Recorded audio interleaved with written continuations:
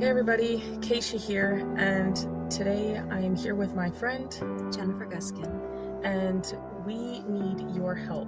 We are right now working on advocacy for combating human trafficking, and here's why. So we'll give you a little bit of background of our story and why we're doing what we're doing. I was adopted as an infant by a couple who sold me throughout my childhood. I have been to Epstein Island and on multiple Lolita Express types of flights as a child. After I went public, Child Protective Services opened a substance-exposed newborn case, even though all tests came back negative, and they told me that if I wouldn't stop posting on social media, I would never see my daughter again. I started to connect how I was adopted as an infant and then sold throughout my childhood, how many other children who have been through the adoption, foster, and CPS pipelines have also been trafficked to Epstein's Elk. And as many of you guys know already, based on the work that we do at the Karis Project, I'm an American Indian born in Canada under the Jade Treaty. My father and I were exposed in the improper contagion mitigation for the COVID pandemic in early 2020. As a result of this, I lost everything: a house, cars, corporate assets, jobs. Bank accounts were shut down in Canada, and I fled to the US as an American Indian, fully documented, and was trafficked by rogue agents in ICE and other agents in the government, and forced to live with single American men. I was even imprisoned for 7 months initially, and then trafficked throughout the states. Put on full surveillance tracking and wasn't allowed to leave the city, house, or state without permission, or work without permission. And that happened for many years, and I was on and off the streets because of that, and in and out of shelters. And that is just a small example of what many go through in this trafficking system, be it the family courts or otherwise. So that's why the Karis Project will be going to DC to speak with representatives and do live reporting. We're also going to be in contact with other families who are dealing with human trafficking, and through the CPS courts or through any other means, lesser versions of trafficking, and doing reporting on them live and otherwise. We will also be working on we ultimately want to shine light on what's going on with the trafficking here in the US. And we also want to meet with various agencies in DC, and we'll be going back and forth for training sessions and other things so that we can be better equipped to help people deal with resolving some of the issues that we're seeing. We will also be putting forth petitions in government to help people get justice, and that's something that we have been working on already so far. We have some petitions that have recently been filed in the state of Colorado, Michigan, Texas, and Arizona, and we will be continuing. But we can't do this on our own. We will be traveling to events and training courses, as well as DC on a consistent basis. We also have to get acceptable equipment, such as computers, cameras, interview gear, etc. There will be other miscellaneous costs that would also be like gas, food, and rooms if necessary. So that is why we are working towards combating human trafficking, and that is exactly why we need your help. We cannot do this alone, and most what the Karis Project does is on its own dime. And so we do love and appreciate each and every one of you that support us and all the work that we do. As many of you know, we also live stream on Lindell TV every day. And everything we do, like I said, is on our own dime. So we appreciate all the love and support and all the people who do donate. And we would very much love and appreciate that still. Thank you everybody for your time and considerations. And thank you for all the support. And we will catch you guys in the next one, and hopefully we might see you guys in the future and come across you and maybe be able to do some great things together. Hello, everybody, and welcome to the Karis Project podcast. Obviously, I'm here today with my daughter. She's probably a little jet-lagged, some travel, but that's okay. You want to kind of ease us into this whole idea of women and men saying that they understand each other's experience.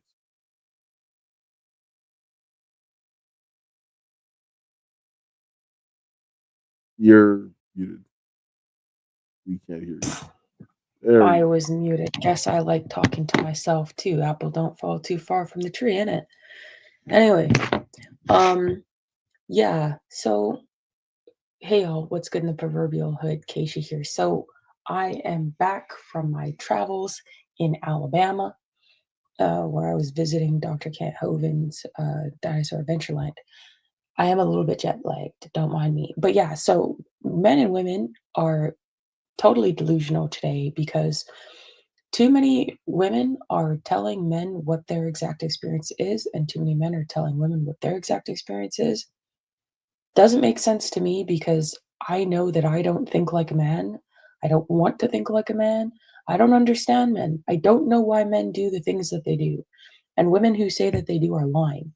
Men who say that they understand the experience of women is lying. This is quite literally the trans agenda and gay. Literally gay. Not just the insult gay. It is literally gay. And even that is just trans delusion, because even if you're gay, you still do not think and operate as the opposite sex as you're intending to make people believe that you do. It is nonsense. It is mental illness. It is a delusion, and it needs to stop. So yeah, anyways, welcome back. Yeah, it's that one African guy I saw in something. He's like their Delulu.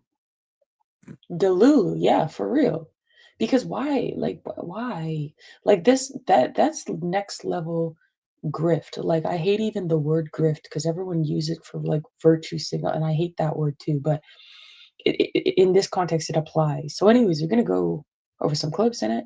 Yeah, I sit down and say I don't know the first thing about what it means to be a woman or what that experience is. But let's go look at some clips here.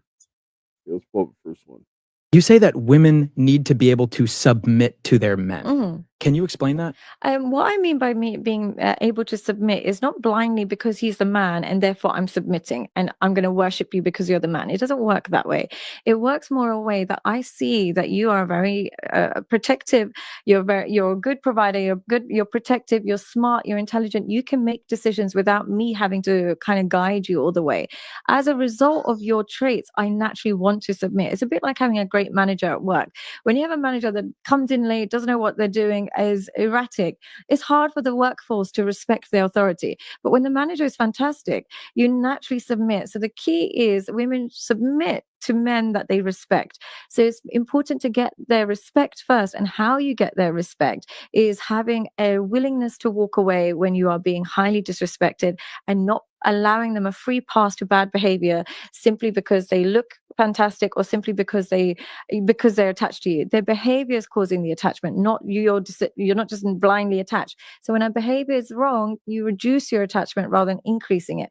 And that way a woman will realize that she has to behave right and be submissive in order to get your most love. Now, how does this work for the woman's perspective? From the women's perspective is when she has a great partner who she can submit to, she can finally relax in life. When she has a partner that she respects, he makes great decisions. He's he's very protective. He's not stupid. Like, she can't manipulate him. She can't lie to him. She's forced to be a better person. And she can also relax a little bit. When she has kids, she knows that she can trust him with some of the decision making. And she doesn't have to be in this mode where she's lying and hiding things. She can actually be her authentic self because she's chosen somebody who sees her for who she truly is and is chosen correctly. But when she chooses somebody who's naively selected her simply because of her appearance or has believed all her lies in the process to get the relationship, she has to maintain the act for the rest of the relationship, and it gets exhausting. So my understanding of what you're saying, and I'm tying that into what I've seen currently, like in the dating area, is there's this trend online where girls say, if I go to the airport, I don't want to have to think about anything. And I don't know if you've seen that. You turn your brain off. I see like these like shorts and stuff, and it's like a girl filming a guy, and he's carrying all the luggage, and he's like stressed out. He's like, okay, well, we got to get to this gate by this time. We got to go get a Starbucks over here because we didn't have like caffeine this morning. And the girl's just kind of like, so nice. I've never seen this. I don't know what side of I've seen it, on, Jack. and We're on the wrong side of I've we seen get it. totally different outcomes. I've seen it on like dating dating apps too. Yeah. Like girls have said what I'm looking for, a man to like So I can take turn care my of the brain off. airport or Yeah. something like that. Yeah. And that's why that's Never heard why this. it's so important to be a man that she can't manipulate, because here's what it is. If for example I'm manipulating you and I'm stealing and I'm like telling you what you want to hear just so that I can get a free trip to Vegas or just so I can get free accommodation, and you catch me talking to my ex and I'm like, no, he just came over to drop something and he left within an hour. The moment you can't spot the threats that I'm positioning to you, I'm going to think that you can't spot the threats when we are going to the airport. You're not going to realize what's going on, or when somebody is asking for money and investment in the future and you're not spotting the threats in this, or when somebody is saying taking us down the wrong path, and the driver, you're not going to be able to say to the driver, no, you're going down the wrong way. So if you can't spot it in us, we think you can't spot it in general, and therefore we can't turn our brains off. That's what it feels like.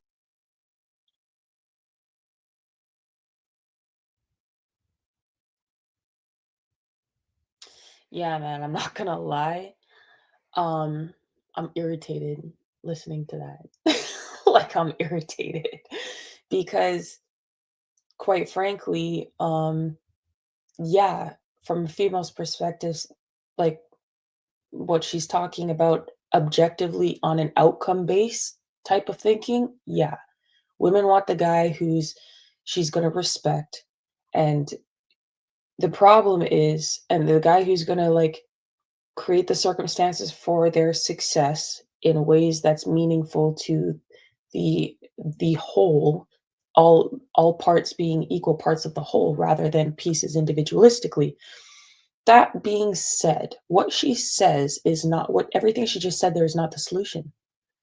What she just said there was a result of either or situation where the woman takes the loser or the drug dealer or whatever that makes her feel good, or versus the good guy. She never actually told them how to get that. She's actually insinuating that women can, in and of themselves, determine which of those guys is the kind of genuine man that will create the circumstances for her success and the family, as opposed to the guy who's just going to make it seem like that because he's making her feel good and then screws her over. She's actually not getting to the root of the problem, which is deferring to the ultimate authority, which is God and your father, so that you can have them vet those men and have that man tell those things to you. Because ultimately, when that ex-boyfriend comes over and for an hour or whatever, who's gonna justify in her mind that what she has is better than what she's lost? She has no idea, because she's considering what makes her feel good in that moment. She can't think that far ahead. The only one that's going to reason with her rationally like that and make it make sense to her in a way that actually determines her ability and capacity to be loyal to that thing itself is her father and God. Because her father telling her, this is why this man is good for you. If a woman has 5 options and she's like, I like option A and C and E, but I don't know about these 2. And the father's like, well, you like all of these respectively, but like B and D might be best for you. And here's why. She'll trust him and she'll be loyal to that thing because of it. Like, she'll like the option, but she'll trust him more because it came out of her father's mouth. The women today are sorry, go ahead. I'll go on forever. This is well, I'm just gonna say that she's saying that, oh well, she should either do this or leave. No. First of all, he should be checking her behavior at that point in time. And if she can't if she can't handle the boundaries that he's going to set, then he has to just say, okay, well, we're not going to go any further because he's not going to play that game. And then she'll have to figure it out, because at the end of the day, men are the ones who set boundaries, not the women. Yeah, Men, they're the ones who set the boundaries in society. They set the framework for society, because women want to get along to go along. And men aren't like that, because women are more willing to go and forgive and say, oh, well, they didn't do this. And men's like, no, you need consequences. You're going to prison. Right. And that's what we need. We need the men to sit down and when they say it's enough, then it's enough, because especially when you're dealing with other men. But yeah, I mean, we'll just... I've noticed that myself as well. I noticed that men who are like really smart, they will do boundaries without actually like making you feel like a bad person. So they just like my dad will do this as well. Like I seen him when he doesn't want to engage with something, he's just making a boundary. He's just not going to engage in it. It's just like, sorry, sucks to suck. I'm not participating, whatever that is. Moving on. Like, and I seen other men do this too. And then I'm just sitting there like, oh, oops. Better not do that again.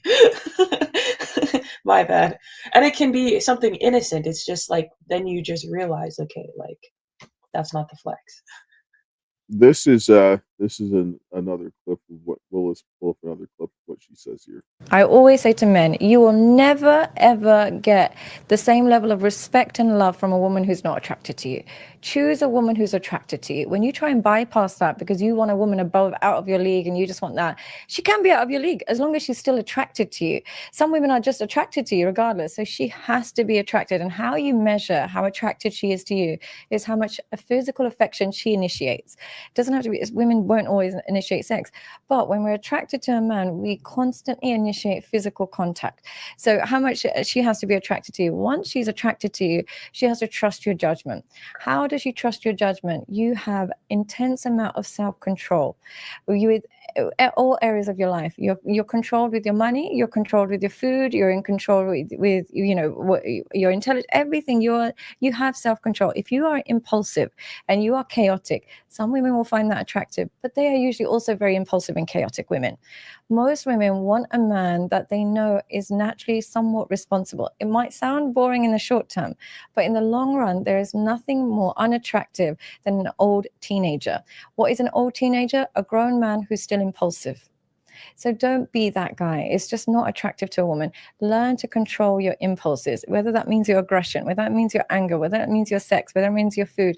You learn the art of self-control, because only through self-control, then you can achieve whatever you want. But without self-control, it's like you have to stop and start. Everything you start in life, you have to stop and start, whether you make money or whether you start a great relationship. If you don't practice self-control, you won't have self-respect, and therefore you won't actually achieve your long-term vision.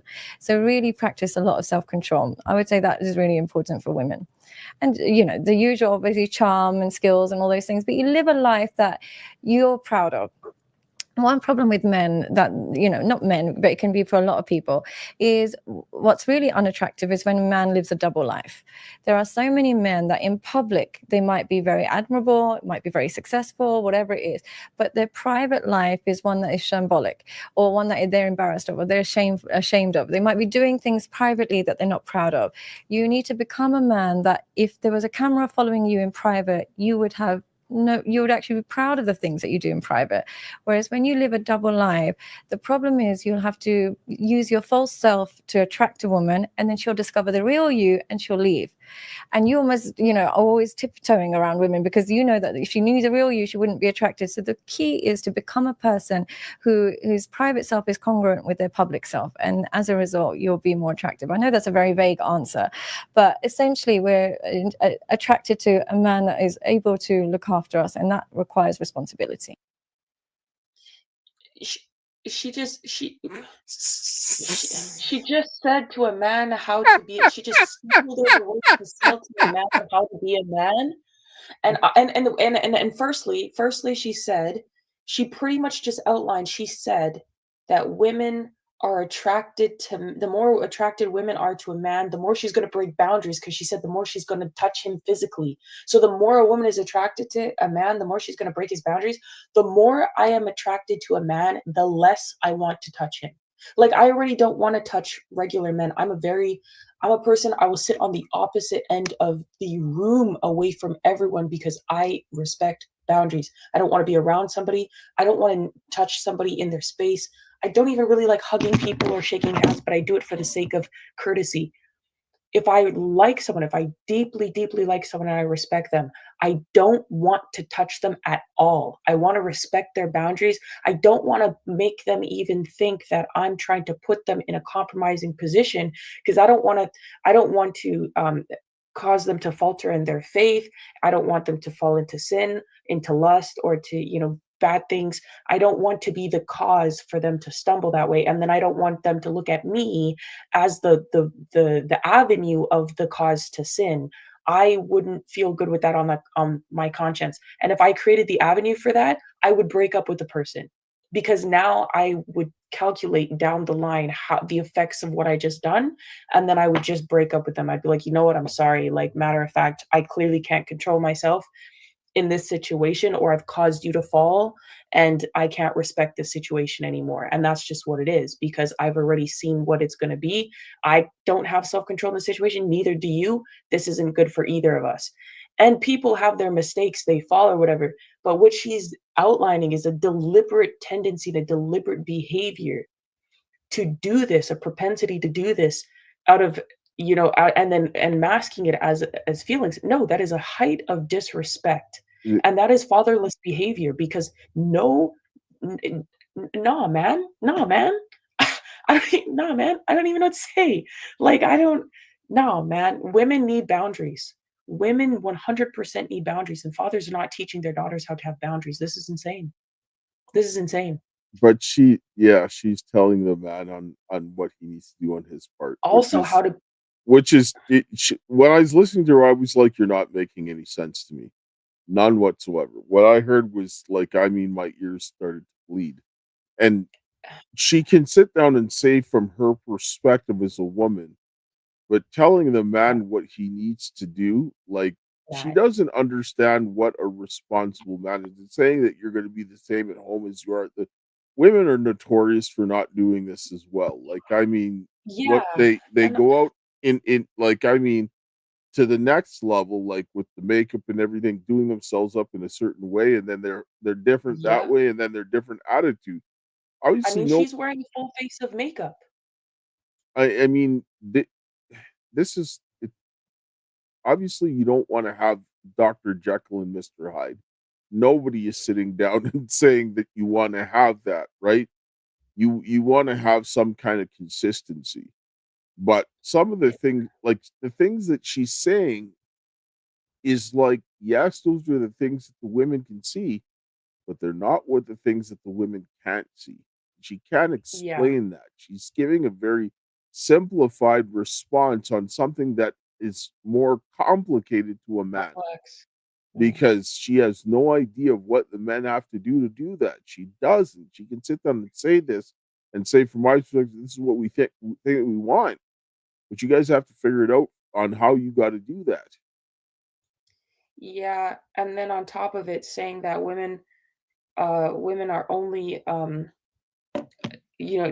man can be with someone who's out of his league, but he has to go with someone who's attracted to him, or else the relationship's not going to work. Not realizing that in large part, most of the attraction that women actually have to men comes from the mental and emotional stimulation, comes from a woman seeing men create circumstances that are even unbeknownst to them.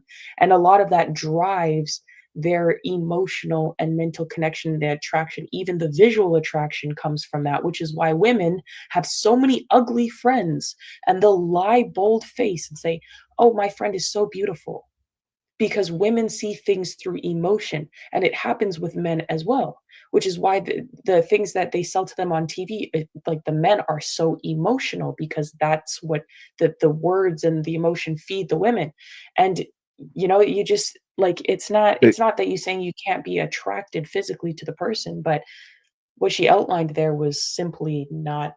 They've conditioned women to go after things more visually than they normally would be, because women are not near as visual as men are.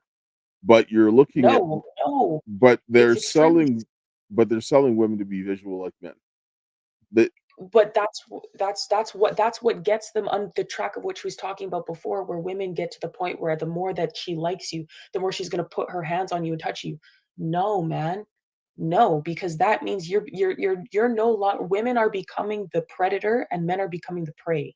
Women are the hunters now and men are the hunted. That's what they're getting into. And that's not normal. When women start behaving those ways, that's a feminist mentality. They want to be the one making the shots. They want to be the one making the calls. They think that they're in control and they're the one leading the ship. And they say that they want a man to lead the ship, but they don't. because they're not following the guidance and the leadership of man. They're saying that I want this right now and I'm going to have it right now. So I'm going to put my step in action to do it. And if you don't, like, whatever you feel doesn't matter as the man, because I've decided in this moment that I want it and I will have it. Now let's listen to another clip of this woman. We'll pull it up. If being with a man that you can control activates your mother instincts, what activates a woman's sexual instincts? Being with a man that removes her fears. And what I mean by that is physical fears, like you're scared of other people, whatever, if that exists, financial fears, emotional fears. When you're with a man that removes fears and replaces it with safety and connection and, you know, mutual respect, then what happens is it activates your sexual desires. You can only, like your mum said, you can only orgasm when you trust. So when he takes away your fears, you can develop trust. You might wrangle this into fears, but I believe very strongly that there's one more piece of the equation if you really want to activate a woman sexually. Yeah. And that is you have to make her feel beautiful. Yeah, I agree. I really agree. I genuinely think that a lot of women, when they deny men sex, it's really because they haven't felt beautiful in so long. So they think that if you don't find me beautiful, what is the point? Women, again, I know I keep using the word narcissistic when it comes to women, but our sexual experience is narcissistic. How much we enjoy it is entirely based with how you make us feel, how beautiful and loved you make us feel. And this is one of the reasons why I know I keep going back to pornography. I encourage men never to watch pornography when they're growing up, when they're young, because what happens is they develop a dysfunction, erectile dysfunction. And when a remote woman doesn't feel attractive, she can never desire you again. If a man can't keep his erection in the first couple of times, if they haven't established safety and they haven't got their loving relationship, but first couple of times he can't keep an erection, that woman cannot sexually desire you again, because you make her feel so ugly in that moment, even though it's got nothing to do with you. Even though it might have nothing to do, the man's like inability to perform may have nothing to do with me, but women take it so personal, and they'll never desire him again, ever. Whereas another man who makes her feel like the most, like a goddess, she will desire him again and again. So it's in your best interest to not worry about what move or what angle or whatever. Just stroke her ego in that moment. Telling them to lie is crazy. What? Telling them to lie is crazy. Telling them to stroke her ego is insane, because if it's not true, she's going to know. She's going to know. She's going to. But, you know, the fact that she's saying that women only get enjoyment intimately out of them own selves feeling good, like that means that women are getting power out of the sexual experience. That is feminism. That is predatory. That is sick. Because love is about being selfless. Love is about duty. Emotions come after. It is not first. God chose to love us, and there are feelings associated with it. We choose to love our spouse. Love is an action word. There is duty in marriage. You do things because there is a need, not because there is a desire. The desires come with it. It is not the sole purpose. You go to work and you get money. You have to work for the money. If you do not work for the money, you get fired. You don't get the money. You lose your house. You're on the street. You don't have food. Duty is not even actually the proper word to use in the context, because it's not like a chore. You're doing something. That's not what I mean. I know, but people will take this the wrong way. You're doing something because you know that makes that person happy, right? That's like what I'm talking there are about. things like, for example, like baking. I'm not a baker, but how many times did I come in and bake with you when you were a kid? Because you love to bake, and I would say, cookies. I would come in and do this because this makes my daughter happy. Because I'm not a fan of sweets, but you liked it, so I did it. And no, but you like the peanut butter cookies, and we always made peanut butter cookies. Yes, but I'm saying the baking, like, I mean, baking's neither here nor there, but I mean, because I'm like, my child enjoys this, and like in a relationship, you do this, like, well, my wife would enjoy this, or your husband would enjoy this, so you do this because you know that they like it, and they know that in return, they're going to do something like this for you. This is just the way it works. you should enjoy doing things for your spouse that makes you happy, even if it's something that you would typically hate. As a woman, I could eat just a sandwich and be perfectly fine. I would not cook very often.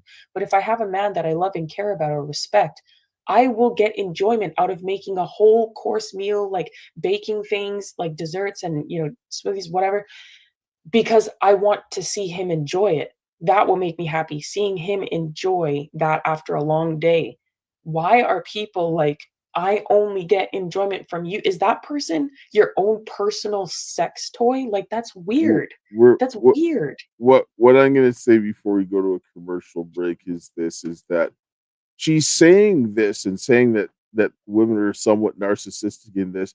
The reason why this is happening is because they're not actually getting people to take the time to get to know them. Because you wouldn't have to stroke someone's ego, because you don't have to lie. Because if you're taking the time to pay attention to your partner, you're going to learn a lot of things, and not just talking in the bedroom, but in many other places, in other areas of life, that you pay attention, and you're going to begin to understand the things that you see that they like and don't like. And that will then make things much better. Anyway, let's take a short commercial break and we'll be back. Hello, everyone. I'm excited to announce the next generation of energy drinks, Rev 7. It has no sugar and no caffeine. Instead, Rev 7 uses Go BHB. Go BHB is one of the body's primary ketones, and it provides the most efficient and clean fuel that your body needs. It also helps you stay energized all day with no crashes. Not only that, it produces 3 times more brain energy than sugar, which helps boost your memory, focus, and mental sharpness. It also helps reduce stress and helps balance your mood. Rev 7 does all that while being the best tasting energy drink ever. So go to mypillow.com or call the number on your screen. Use your promo code to save 20% today. I'm so sure you're going to love Rev 7. For a limited time, you get our introductory 3-pack absolutely free. I drink Rev 7 every day, and I absolutely love it, and so will you. All right, so if you need anything, go to mypillow.com/Karis or call 800-845-2942. Use the promo code Karis. They got lots of good stuff. There's other ways to support here in the ticker, the donor box, the Give, Send, Go. If you're watching on Facebook, Rumble, or if you are watching on BitChute, there are other affiliate links as well, or you can go to all my links /Karis Project, and you'll see a lot of good stuff that you can use to go and support, and merchandise and all that kind of stuff. All right, so kind of back to what we're saying. I mean, some of the stuff that she's saying is just it's trying to take the place of I mean, having that time and taking that time to spend with someone. This is why when we start, like, if you're not taking the time to learn about someone before you lead up into the situation, you're going to fall short. And this is where people need to start understanding that there's a foundation that needs to be laid, but we're not doing that. We're doing this for instant gratification. So, I don't know. Let's bring up this other clip because this one's a little bit lengthy. We might have to stop part way in between, but we're going to get this on what she's talking about. Nice guys. Yep, that's good advice. Certain men have given all men the reputation as being liars and cheaters. Yes.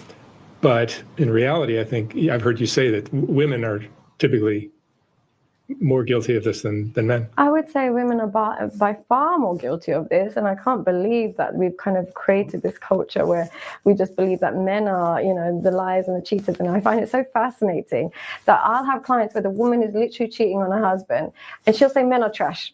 Those words would leave her mouth when she's the one that's causing the lying, and she's like, oh, but Lord. Because here's the thing, I think here's the key difference between men and women. Women genuinely believe their lies. They believe the lies they tell themselves. So when they say, but it's not an affair, it's just emotional. And I'll say, oh, you had an emotional affair. Yeah, it was just an emotional affair. Did you ever sleep with him? Only a couple of times, but it was an emotional affair.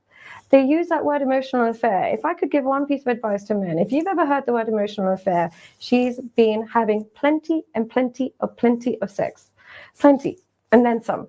They use the word emotional affair to make themselves feel less guilty. There's no such thing as an emotional affair. Look, I have many male friends in my life who I'm very, very close to. Now, if we're going to use the term emotional affair, that could be seen as an emotional affair because I talk to them every day, I love them, I care about them, they care about me, we call each other, whatever it is. The key reason it's not an affair is because there's no sexual interest on both. If you're saying emotional affair, what makes it an affair? It would just be a friendship, no? The fact that they're saying emotional affair is their way of diluting the truth. There was physical relationships, and here's the bigger problem. Men believe it. The bigger problem is, oh no, she had an emotional affair. I think she started talking to the guy, but nothing happened. You're a man, right? You're a man. Ask yourself this. If you're a man talking to a woman that you know is interested in you, so much so that she's risking her relationship, are you just going to talk to her? Are you not going to sit with her? So you're just believing your woman's version of events, but try and think of it from the perspective of the man that she's talking to. There's a woman who's married or has a relationship, and she's risking it all and sending you pictures or sending you messages and calling you late at night. Wouldn't you think, whoa, she's risking it all, let me try my luck? How does it stay at emotional affair in your mind? Let's just stop for a second. She's lying. She's lying. The reason lying, but did you just hear her say that the men don't know, but then she's telling the men to think of it from the man's point of view? Who's coming after her wife? I'm like, first of all, women have men around that they will never sleep with, but they are still taking some emotional thing that she's not getting from a man. She's lying about her male friends. Like the way that she said it, she's like, but I have these men, it could be seen as emotional affair, but there's no sexual attraction on either end. Bro, I'm sorry. The hypocrisy in the whole statement is crazy. This because okay, I don't understand the experience of women, but I see women throughout my entire life taking things from male friends, and I'm not talking about physical things, like needs that they should be getting from their partner, not this friend. And it will cause problems in a relationship if you have a man and you start doing these things, even if it's a platonic friend, that's a good way to destroy your relationship. I'll tell you that right now. You have a close bond with a man for some kind of thing. That's fine. You can have your close friends, but if you want to have a man and a man comes around, you need to start cutting them ties because the man is going to be like, sorry. There's got to be a certain type of boundary that's set, right? Yeah. If my like future husband or man or whatever said, you know, you need to cut this person off or you need to not talk to this person, I'd be like, okay. Like, or like, this is inappropriate. I'd be like, okay.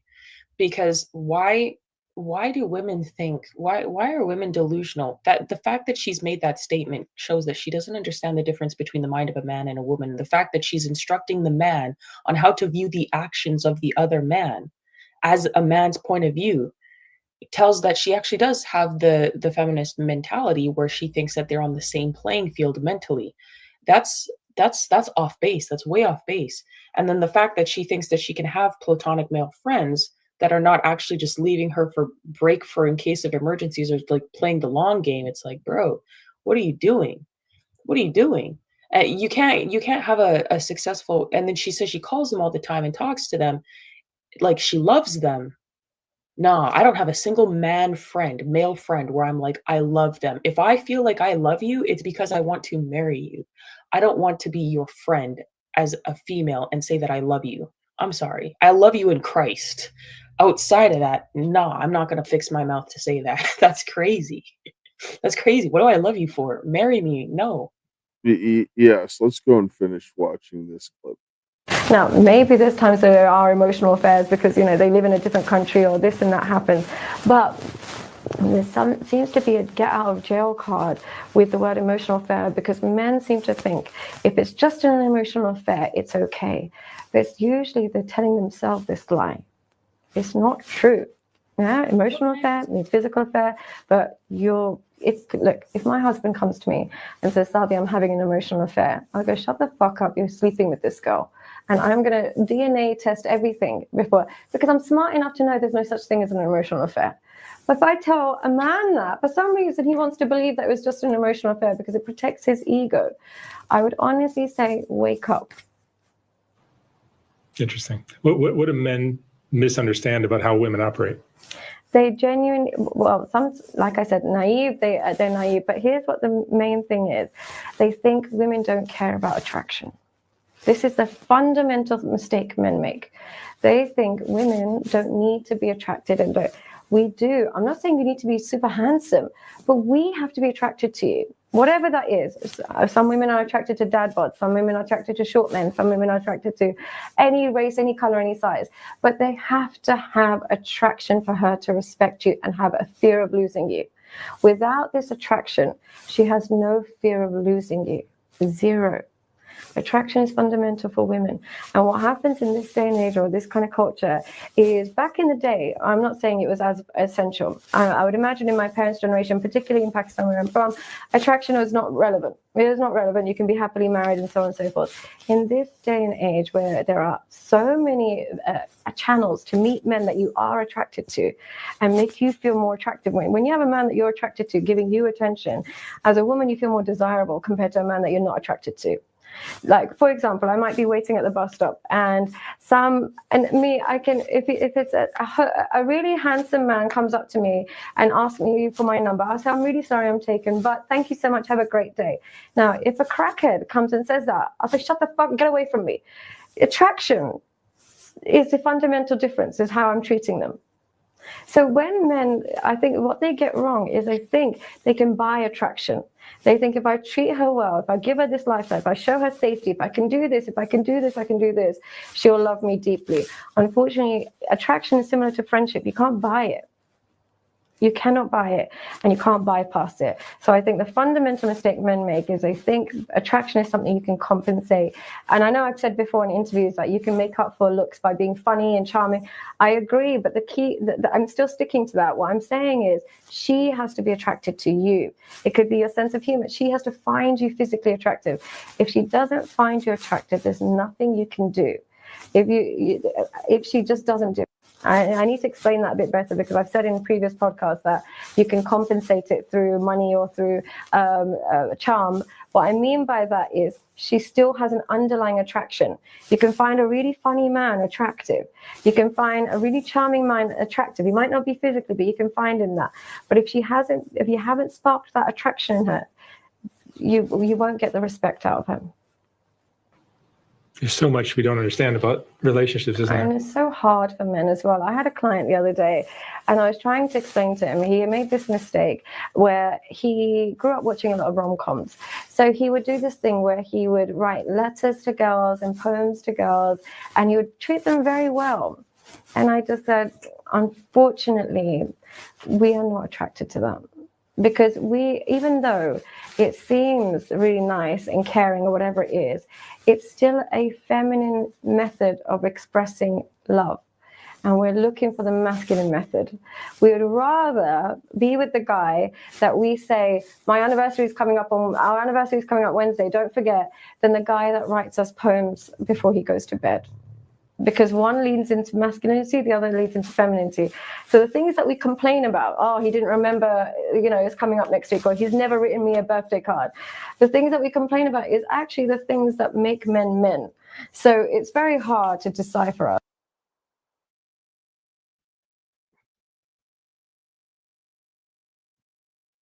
There's so much to unpack there.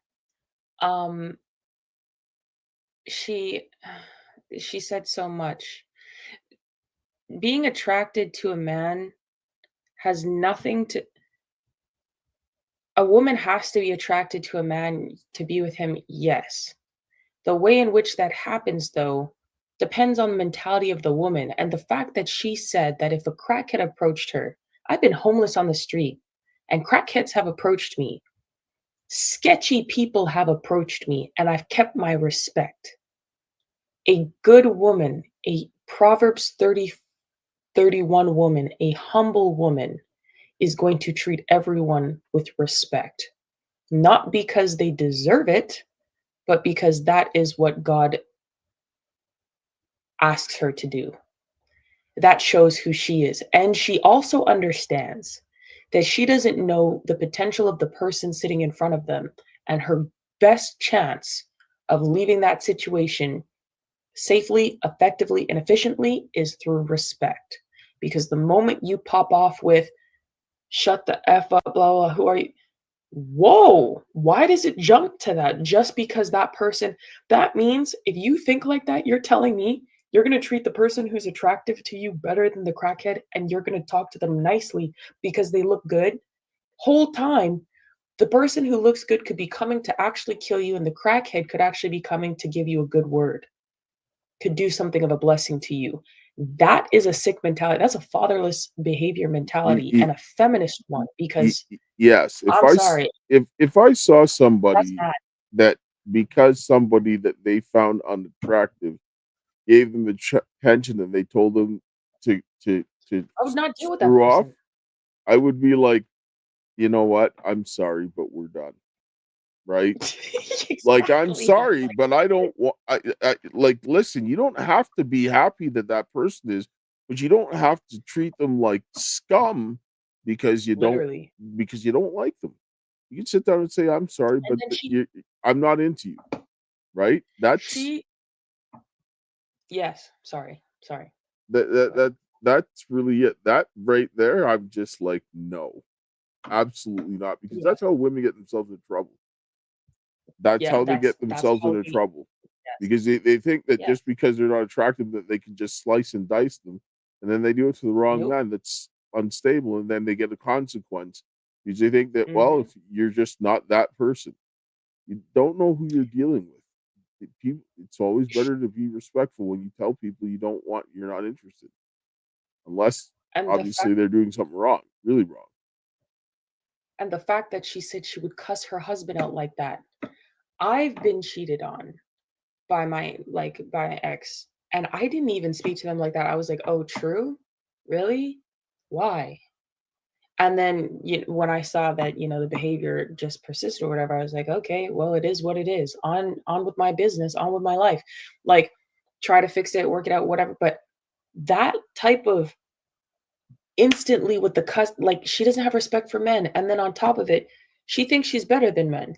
Because when the guy was asking her what the problem is, she's like, men, they're just really naive. They don't understand. They think it's emotional.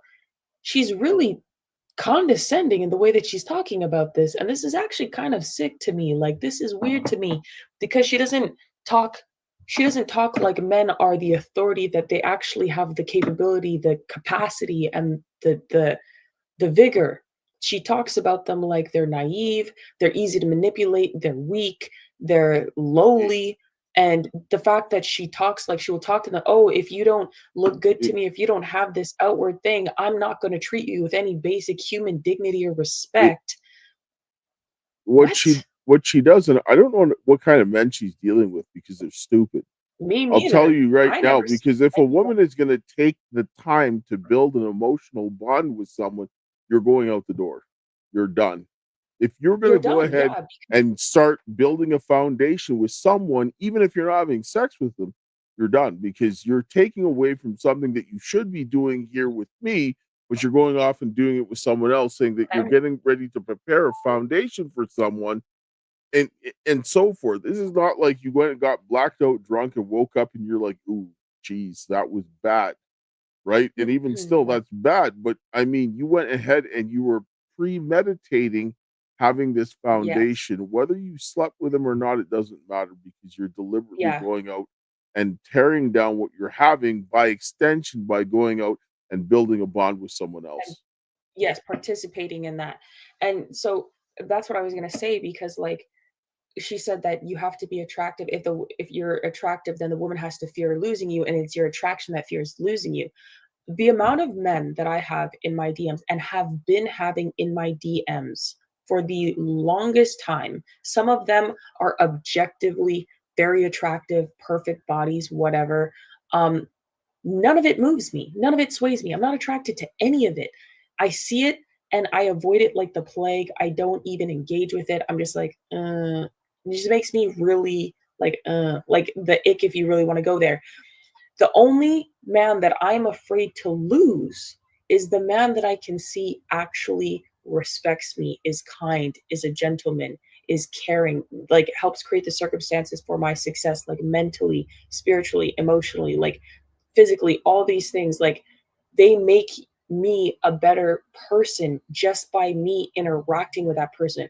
That is the only man that I would be terrified of actually losing, because that is extremely hard to come by. He is extremely attractive because of what he's capable of doing.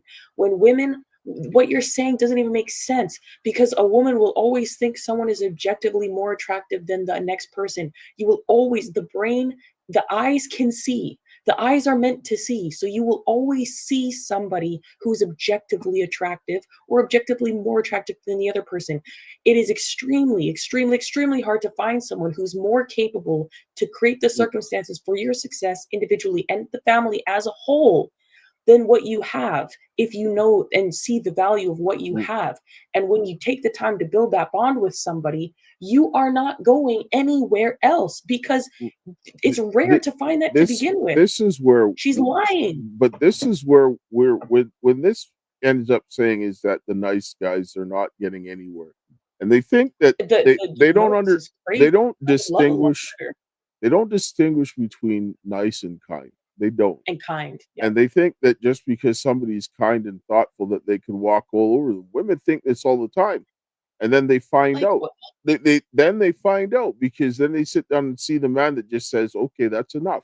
And women don't understand the potential that lies within a man. They don't. Because I'll tell you right now, if my ex-wife understood what I was doing now, she would have never ever dared do what she did, because she was worried, but she didn't realize how far I would go, because it was at the point where I'm like, I don't care what you're going to do. I'll give my life to protect my children. Like, that's just the way I am. But somebody going to look at it, they're not going to understand that. And this is where they underestimate that situation. And time again, women will sit down and say that, oh, this guy, this and that, and they walk away from the one who will literally die for you and go into the trenches and do things and have that self-control. But men like that, they don't play games like that. We don't. Yeah. We might give you the rope, and if you hang yourself, that's too bad for you. And then we'll be like, okay, see you later, because we don't want children. We want women that are willing to grow. And that woman is not afraid to lose her husband, because all she sees him as is either, like she said, charm, money, humor, or sexual goodness, or attraction. And someone like me, I would never even talk about the man that I want to marry like that, because it's like, you have to have, if you genuinely have a certain fear in you for losing you, and women should, because you're asking this man to devote his life to you. You're asking this man to be your provision, your security, your love, and your esteem, and you're supposed to respect him. You, like, if you have any fear in your mind to lose this man, you would never speak about men like this. Like, you would never even think those things about men, because you're just you're like diminishing the value of men to something so inconsequential. It means that you yourself, you're coming up with all these solutions mentally, and she said, I'm intelligent enough to know. But when she spoke about the men, she was like, oh, they're naive. They believe they're That's because she's looking at men in the same context as women and acting like she understands their experience, but she has no idea. I don't know this woman, and I'm not saying one day whether or not, but what she's saying isn't sensible nor reasonable. And it's these kinds of advice that you have to speak from your experience, but you can't instruct somebody on their experience, because I can't tell what a woman her experience is, but I can tell you that I'm not going to accept this, or this is the way that I would react in a situation, or what a man will do. But when she's telling the man how he should behave to her, when she doesn't understand that, she can sit down and say that these things we don't like, right? That is perfectly fine. But when you start telling him what he should do or how he needs to be this or that, Yeah. it's like Enough solutions. you can sit down and say, listen, you got to figure that out. I can't tell you how to do that because I'm not a man. That would But be the best response. I'm sorry. She doesn't even know how to. She doesn't even know the solutions on the female end of things because she doesn't know how to cooperate with a man because she doesn't see the value in men. She doesn't understand the value in men. She has fatherless behavior. If she really understood the value of men and what they are capable of doing and how that cooperation works with women, she would not be speaking this way. And she would have more solutions for the women end of things because she's giving outcomes and not solutions. She's not even outlining the circumstances by which these things are happening. We're running up on a time, and so we're going to close here with a prayer. I'm going to say something real quick. Is at the end of the day, women do not understand the experience of men, and I see this happening way too much. And this instruction, and this is where men are getting let off the cliff, and they're demonstrating they love it when the men are weak, but then when they come to strong men, they can't handle it, and they don't know what to do because women, just a lot of women, they have no idea when they see a man that has self-control and that he just sits there and he is patient and he does what he needs to do, because a lot of the stuff she doesn't understand what's going on. And this kind of stuff, they need to have a very, very fundamental shift and let the men need to start taking control of things again and stop doing this nonsense. Anyway, I'm going to close here with a prayer, and then I'll give you quickly your final thoughts because we're up on time today. Heavenly Father, Lord, we thank you for this day. We thank you for your love, grace, and mercy. We thank you for the hope that you have given us this day. Lord, I ask of you this day to help the men, that we would stand up and that we would submit ourselves to God, that we would be able to work with the women to rebuild our families, our churches, our community, our nation, and that we would help reverse this situation to have some protection for the children. This time of wickedness is my prayer. In Jesus' name. Amen. Thanks, Dad, for the prayer as always. Yeah, guys, stay vigilant, because you know what? The only way that we can actually get back to men being men and women being women and understanding that there is a different perception and that can only be understood on that end of things, like coming from men. If women do not think that way, they don't operate like men. We have to come back to God. That's it. That's the piece missing. You need God. You need good fathers, good mothers. You need good parents, and you need to see the cooperation between the two. Family is the most important thing on this planet. That's why the devil is destroying it. They don't want us to see God through the family unit, and this is sick. It's actually sick. I'm actually so disturbed by what I heard. So, anyways, thanks guys for your time and considerations checking the show today. I know it's been late, but like I said, stay vigilant. Men be men, women be women. We'll catch you in the next one. To my dearest Karis, until we meet again, my friend, and we will ciao.